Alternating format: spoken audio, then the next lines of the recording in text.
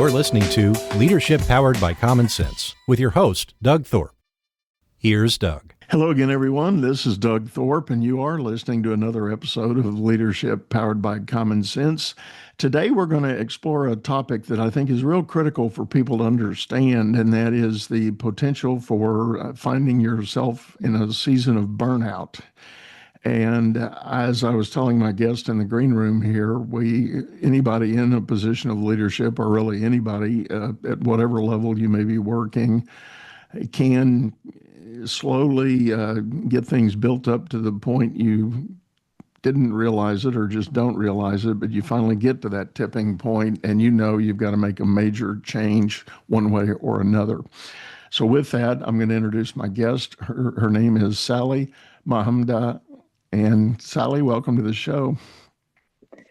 Thank you for having me. I'm really happy to be here. Now, give us a little bit of the backstory, your journey. You were in big league tech for a long time, and tell folks a little bit about that journey, how your career evolved. I was doing my master's degree at the Sorbonne here in France. I'm based out of Paris. And when I was doing my master's degree, Microsoft were hiring. They were hiring for what was then called the Microsoft Academy for Global Hires. So I signed a contract with them. I passed the interviews and signed the contract, and literally had my contract signed before I finished my master's degree. So the moment I finished my master's degree, I got my work visa here in France. I was not French then.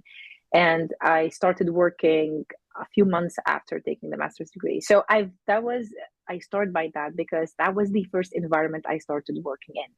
And it kind of set the pace of what I thought was the healthy rhythm in a corporate environment or in the corporate place. And Microsoft is an incredibly beautiful company, but truth to be told, it's a very high achieving environment, and it really rewards and encourages high achievement. And so in a way, after finishing my master's degree, I started my first job there and then did different jobs. I was in consulting, I did pre-sales, and then I was a specialist and an EMEA role. And I loved what I did so much that it just seemed natural to me that sometimes, the quarter is heavy or requires a little bit extra work. Or for example, this region, we don't have enough headcount, so maybe I can help in when I was in the EMEA role. Maybe I can help in and then I can offer some additional support in a way that kind of hid the check-ins from me, like the space where I would sit with myself and ask, hey, Sally, how's the workload? Or are you managing? And I just loved the job, loved the culture, loved the people so much. And it was literally the only environment I had worked in. So everything seemed natural in a sense that I never questioned. Is this a heavy rhythm, or is this culture really rewarding that we're all going with a heavy rhythm, or could there be a different way of doing things? And from there, Google hunted me. I hate the word hunt, but that's the word we used back then.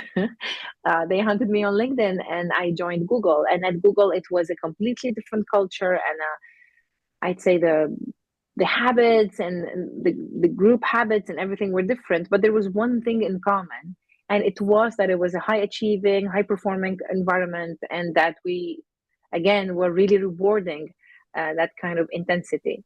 And I remember it was really after COVID, it was the first time I had ever started asking myself questions, thinking, is this rhythm the rhythm that I can sustain for a long time in my life?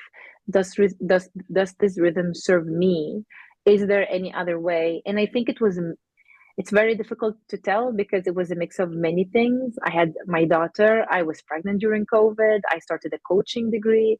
I loved every bit of my coaching degree, and the job was completely different.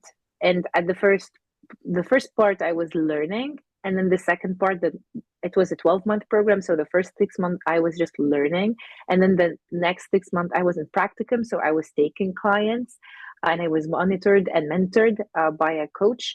And I remember thinking, I am working, but it does not feel as heavy.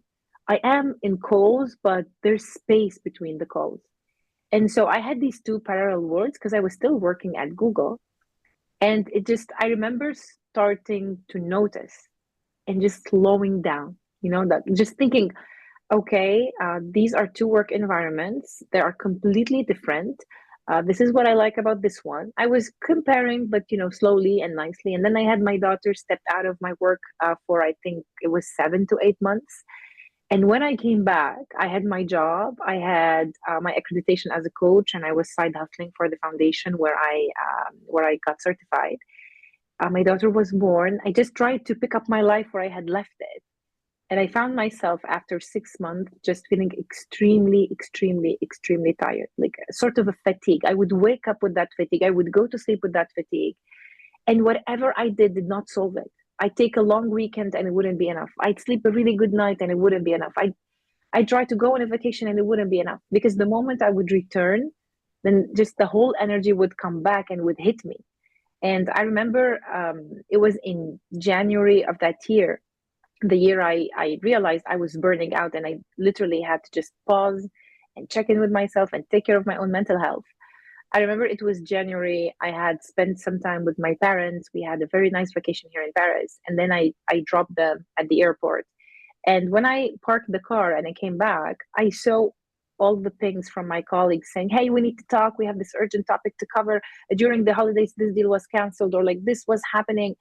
And I just like remember feeling the stress coming up. And it was a Christmas holiday and it was a lovely holiday. And just in a minute, it felt like all of that joy vanished. And I was there and just thinking about all of these deals and all of the calls I had to make and all of the emails I needed to follow up on. And I remember thinking, I can do this. It doesn't work. I can't do it. And that was the first time I realized that a vacation was not going to save me, was not going to help me, was not going to fix it. A long weekend was not going to fix it. Taking a break and just returning to the same exact habits and environment was not going to fix it. I remember that was the first time I realized that something was off. A couple of things included in what you just described. Number one, I'm thinking in a very macro sense, your experience of having this kind of evaluation because of COVID. I think you summed up close to what I would call 100% of the workforce mindset that pivoted after COVID. I think everybody I've talked to since then, and every manager, every company owner, every employee that I've ever had a meeting with has had their own form of reevaluation at the core because of the COVID experience. I think we all, in our own ways, were challenged with the question about our individual mortality. Were we even going to survive? There was a period nobody knew how catastrophic this thing could have been. And there was a lot of speculation, there was a lot of fear, there was a lot of bad press, and so many things that were creating such a major weight. I like your word, weight, on everybody. And everybody, one way or another, again, in their own way, made some choices about how they wanted to live life, how they wanted to do their work. And companies consequently have been dealing with it ever since. The return to work policies now that people are wrestling with, where companies are saying, no, we think it's safe. We want everybody back in the office. And employees en masse are saying, I don't think so. I don't think we have to do it that way anymore. And so it's a very complex issue, but something that I think is still very much alive. And I think it was a reset point for the hearts and minds of people to say, let me question this relationship with work. What do I really need to be doing, and why do I need to be doing it? That's absolutely true. I love how you put it. It was a reset point. It really was.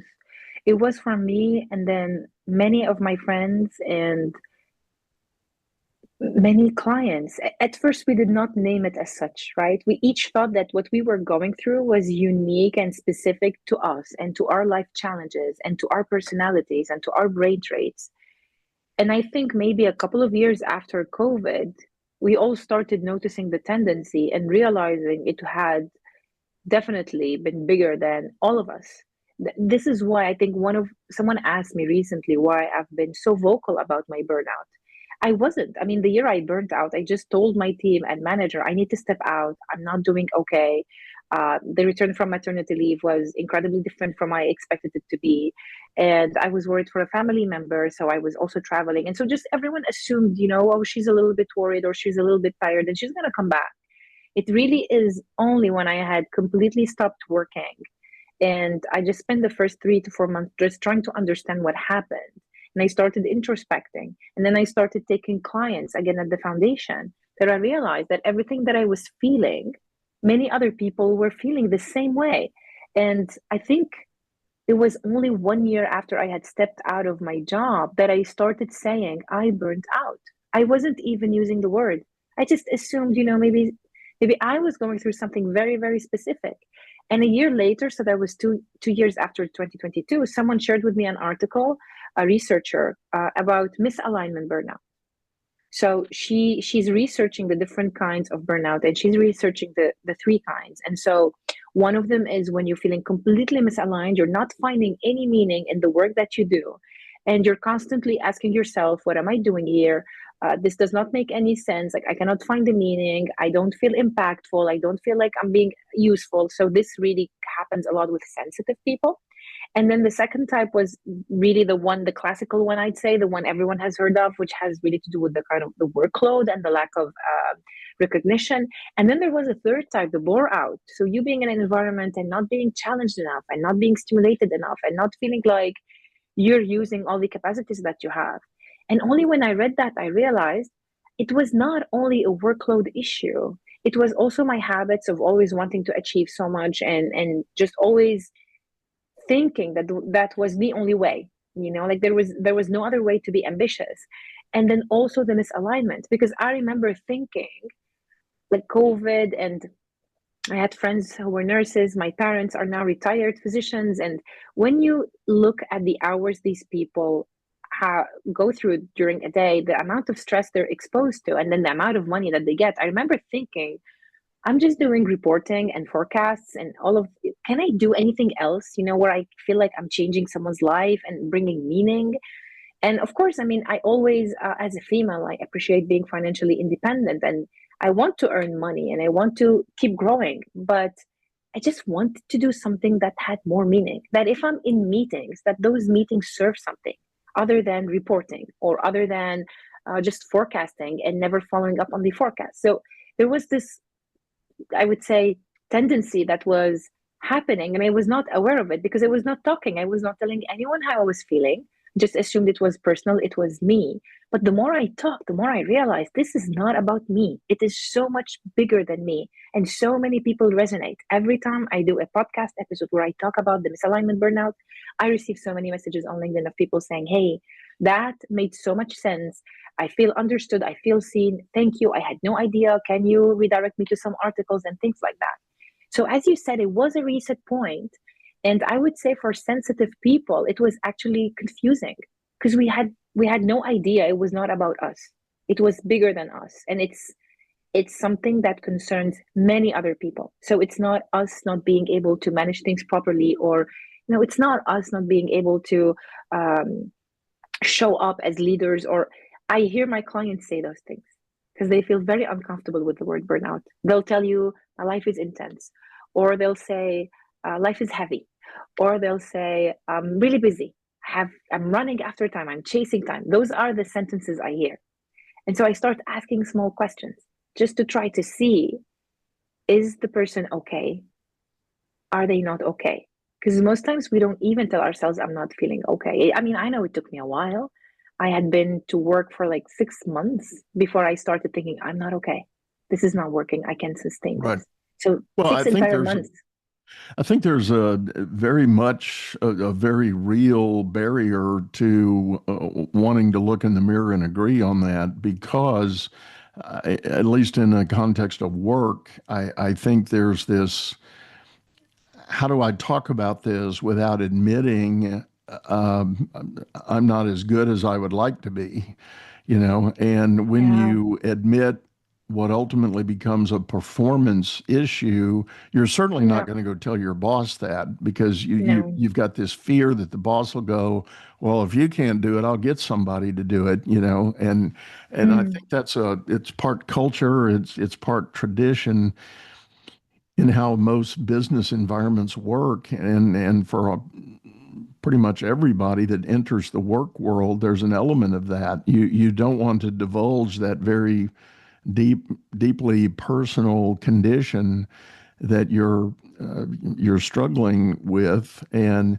you can go talk to friends, and there's a high probability they're all in the same boat, saying, "Oh, it's just a season. You'll get past it. It'll be fine. mm, Just yeah. hang in there. Go take a vacation. Go to, they'll give you the cheap and easy answers, but it really is much deeper than that. I think it's a more profound matter that needs to be dealt with honestly and openly. Absolutely. And I have two stories to share because I have seen corporations deal with this in two different ways. The first one is someone I know burnt out and was having a really, really rough time in their life. And they told, they went and got a sick leave and they told their company that they were not okay and that they had to step out. And then when they got themselves back on their feet and they got back to work, the feedback they got from their manager was that I cannot rely on you. If you actually gonna step out of work like that, then that really damages my trust, and I cannot rely on you. And I was telling my friend, this is not okay. Nothing about this is okay. None of this is acceptable, because if someone has a cancer or if someone has any sort of disease that is more physical and that human beings are more familiar with, can you imagine their manager telling them, "Oh, well, you've had cancer. I can't rely on you. You're not going to be promoted this year." No, it's not even something you can think of. It's unthinkable. It's unokay. But when people burn out, when people go through depression phases, that's exactly what happens. We're talking about a mental illness, about someone not being okay, about the brain not being able to produce all the hormones that are necessary for you to experience joy and love and peace and all of those things. So that for me was a very big example of poor leadership. And then I have another story that ends beautifully, of someone having to step out of their job because they were not feeling okay. They were feeling completely out of their element, and they prioritized their well-being and their mental health. And when they came back to their work, they felt so much better. So they asked, how can I keep up now? How can I go back to the team? How can I go back in the rhythm? And because the manager was a really great leader, they suggested that they take it partially, so that they don't go back to a full rhythm, that they start working part-time until they felt like they were really back in the race. Because the manager said, this is like a race, because this is how some corporations feel, like the rhythm is so intense. And so if you've been resting for a while and then all of a sudden you're just like jumping and going on a marathon, that feels intense, and I want something sustainable for you.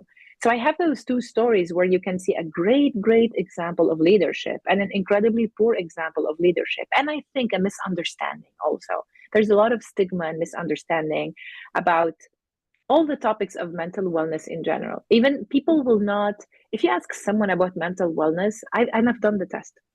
I work a lot with male clients. So I love surveying my clients. So I send them anonymous surveys and I say, just like, let me know what you think. And so a lot of people, when they hear the word wellness or well-being, they're thinking yoga, retreat.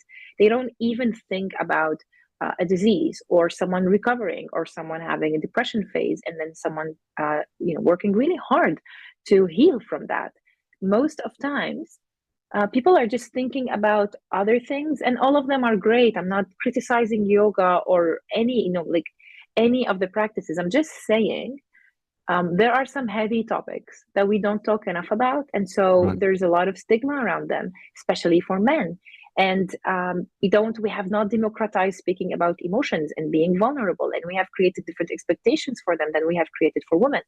And so in a way, I understand now, with more experience coaching men, that some of them are very uncomfortable with the word burnout. And some of them will just tell you that they're incredibly busy, that life feels intense. But there are signs, Doug, and those signs are the signs we use as coaches. So that we're able to say if the person is actually going through more than just an intense phase or a phase of busyness. Typically, sleep.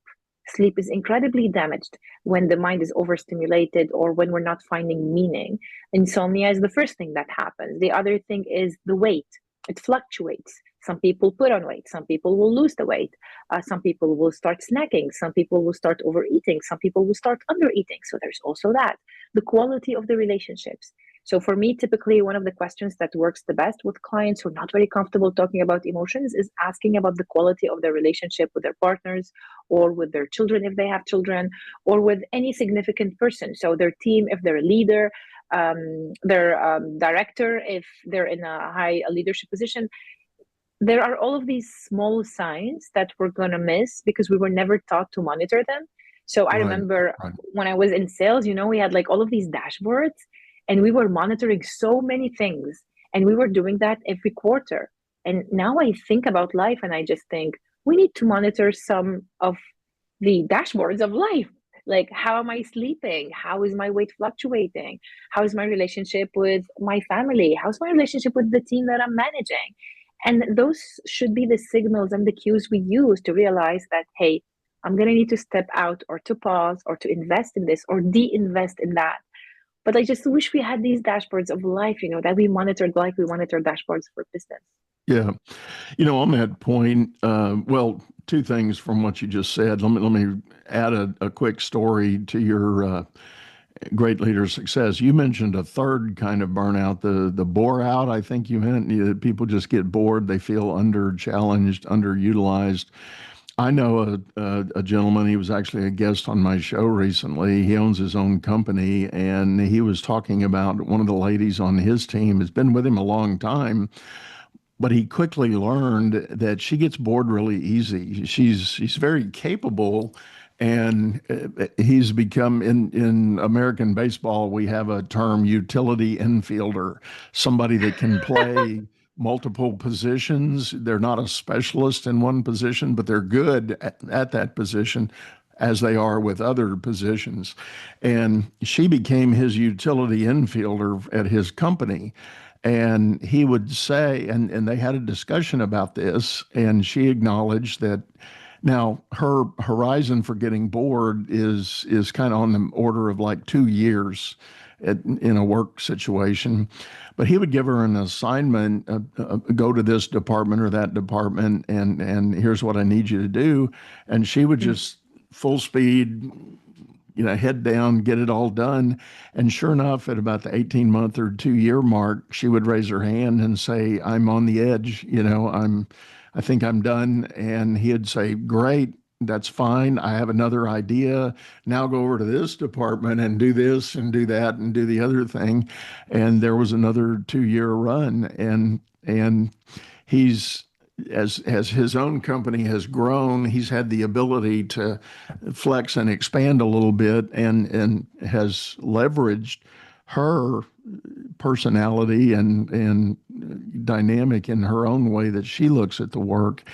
And really, as long as he's fulfilling her need for something new and challenging to do, she's happy and she's not burned out. She's engaged and ready to go. But if he forced her, if he said, no, you can't do that, you've got to stay with me in this place, well, she would probably be one turning in a resignation pretty soon.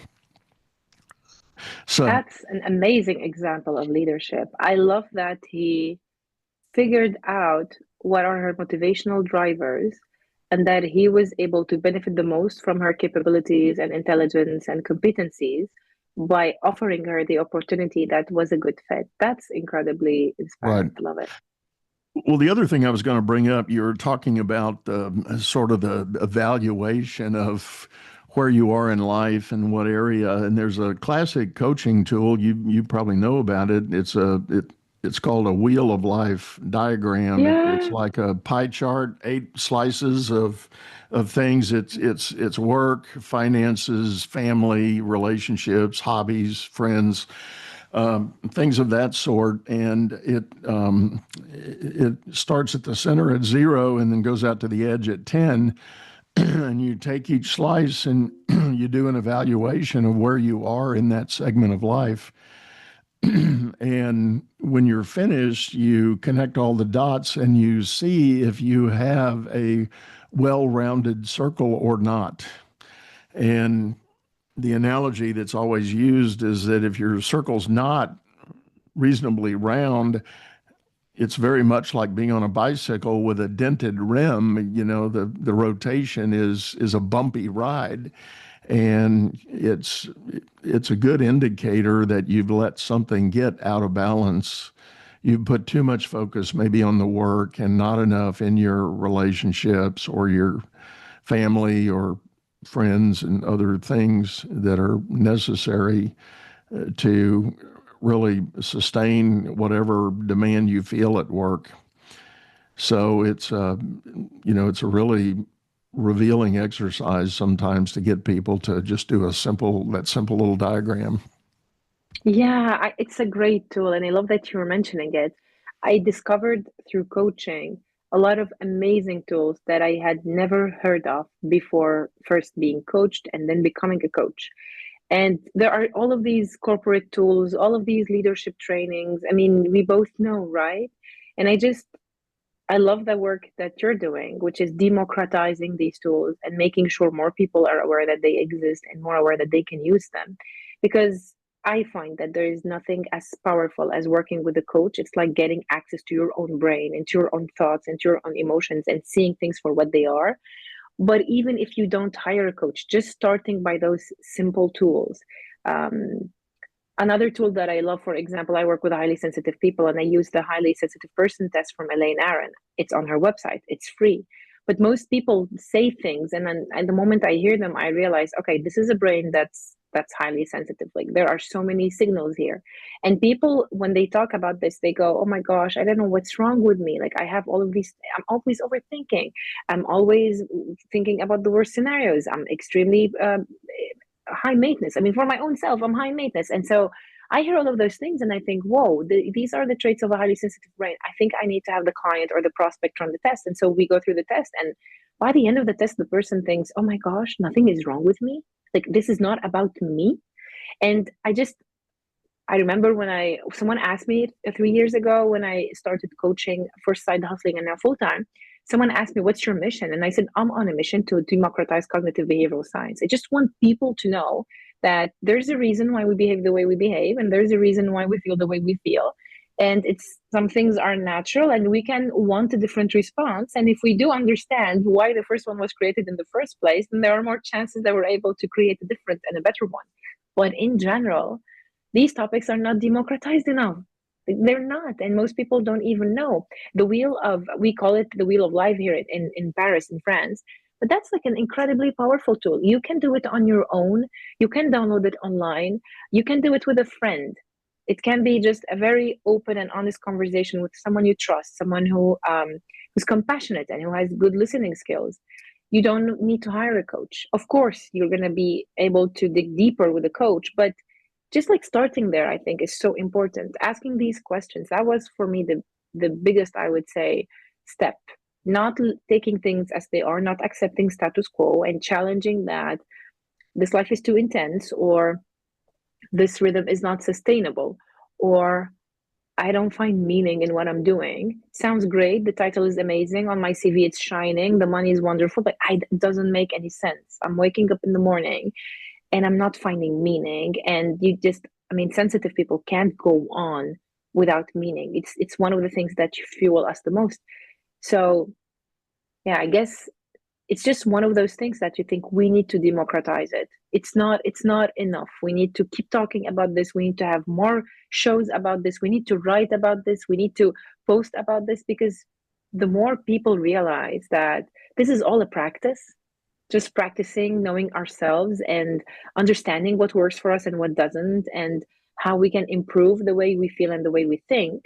I feel like we have sort of unlocked new levels in life if life was a game, and we Right. have unlocked just incredible, incredible levels. Why just play the same level for the longest time if you can have even more fun and feel even greater things and experience new experiences? Right. Well, the other thing that comes to my mind, and I'm a little bit farther along in the game, if you will, and I like that analogy, by the way.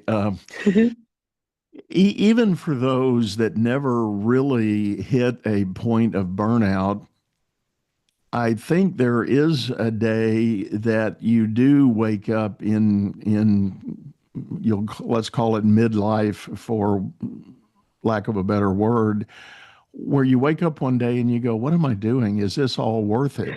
Yeah. Why have I done it? And it's not really the burnout element, but it's that challenge of, I put a lot of years in on this and I'm not feeling it like I once did. And I look around at whatever lifestyle I've been able to create and I'm saying, so what? And there's this inevitable crisis of identity of sorts. Some people joke, and movies have been made about midlife crisis for men. You go out and buy the sports car and divorce the wife and move on, that kind of thing. And those are very real, by the way. I don't want to make light of them, but I think it's more than just a so-called midlife crisis. I think it's a pondering question of mortality and reality. And there's a gentleman who wrote a great series of books. His name is Bob Buford. He is now deceased, but I was introduced to Bob's work a number of years ago. His first book was called Halftime, and he used a sports analogy, American football, world soccer, there's all this notion of there's periods of the game and there's a break at halftime. And typically the teams go into the locker room and they sort of regroup and rehuddle. And for the coach, it's a matter of saying, all right, guys, either we're winning the game right now and that's good. What are we going to do to sustain it and win on the end? Or it's not really working out the way we wanted it to. We have to make some adjustments. Let's figure out some things to do differently. And Bob elevates that to the point of really that changing that the life from significance in terms of earning and wealth creation and all of that into purpose and having identifying a real defining purpose for living out the remainder. So his challenge in his book is go have your own halftime, huddle with yourself or perhaps with a coach or good friends. And I do this a lot with my more senior leaders I get a chance to work with. A lot of times companies will engage me to come in and work with their leadership teams. And these older folk, men and women, they'll say, "Why do I need a coach? I mean, I'm watching the clock. I've only got 5 years, and I'm out. I'm retiring, and I'm going on." And every one of those, when I get that, I will ask them the question, "Do you know what your legacy is going to be?" And they stop in their tracks. Nobody's ever asked them that question before. And then that brings into reality the idea, yeah, the clock is ticking. Have I really done what I think is meaningful, not just getting work done, but meaningful impact on the people around me and perhaps the company I'm working for? And my joke line in all that discussion is your company's likely not going to put your name on the building. We're not talking about that kind of legacy, but it's more about touching the hearts and minds of those people around you such that when you do leave, they're saying, wow, I'm glad Doug was here. I'm glad Sally was here. I'm really thankful I got to work with them. I love the question that you asked them. I don't think there's any other angle that would have the same level of impact. I think we don't realize so much can happen in a life, and we don't realize how much has happened in the life. And it's only when one of the bits and pieces start to fall that we realize how the whole foundation was laid. And another question I learned from a coach, Shirzad Shamin, who founded Positive Intelligence, was, what would your wiser elder self think? When you're 80 and you're sitting and you're looking back at your life, what would you think? And it's been a question that's been really helpful for me when thinking about big decisions that I need to take. Sometimes you're worrying about what is at stake. And I remember in the past I'd worry about what people would think, and I wanted to do what was the right thing and what would be a good thing according to what the majority of people would do. And I think it's been 3 years now that I've been just asking myself, what would the 80-year-old me think? I want to ask her because she knows. She would have been through it all, and she would know what would be the most important thing to prioritize. And it gives me crystal clear clarity. Like, I've never had that kind of clarity just because of the thought. So you asking about legacy, that's incredible. I have one thought that came to mind. I think I can't remember the video it was taken from, but I know it was from Brene Brown, and it was a motivational talk she was giving at the university, and she was saying, uh, I think it was a group of MBA students, and she was saying that what she thinks of midlife crisis is the universe coming to get your soul. And I loved that metaphor because people talk about midlife crisis um, like something a child would do, like it's not Right, right. serious and there's no wisdom in it, and almost it's sort of foolish, and it's there's silliness and there's a lack of Selfish. accountability. Yeah. Yeah, yeah. And honestly, from my experience as a coach, most people who go through a midlife crisis, they're going through an identity crisis. You said it earlier in the call, and I think that's, if we separated the terms and we went for identity crisis versus midlife crisis, that would give it the level of seriousness it deserves, and that would give it the level of consideration it deserves. Because if someone is having an identity crisis because they have gone for an identity for a long part of their life, and they just realized that they were not being authentic and true to themselves, and they wanted to be live it, yeah, they wanted a life with more alignment, and all of a sudden it's a different conversation. Look at the words I'm using. These words have so much more power and sense. Right. And yeah, you're right. I mean, movies, series, and people in general, like, we make all of these jokes, and in a way I feel like we degrade the heaviness of what a midlife crisis is and what it means. And I've seen people, I mean, friends, clients, family members, go through different ways of it. Some people will separate from the person they've loved for the longest, and it is an identity crisis because you don't know who you are without the person you've been with for 20 or 15 or 25 years. Some people will leave a job, the only job that they've known, or the only company that they've known, or the only industry that they've known, and they want to do something completely different. And then there's a lot of bias. You're this age. Are you sure you want to start over? As if life had a deadline or a timeline, and it was too early or too late. And I've known people who have decided that they were not feeling great in the gender that they were born, or with the sexual orientation that they went with automatically and without even thinking. And I find it a little bit, we degrade these incredibly heavy experiences for people when we use these terms. But you're right. I mean, media in general, TV, I mean, I can think of different different resources that have at least made me think of midlife crisis as, yeah, someone going crazy and not being accountable and not being serious. And I don't think that way anymore because of the experience I've had with my clients. Right, right.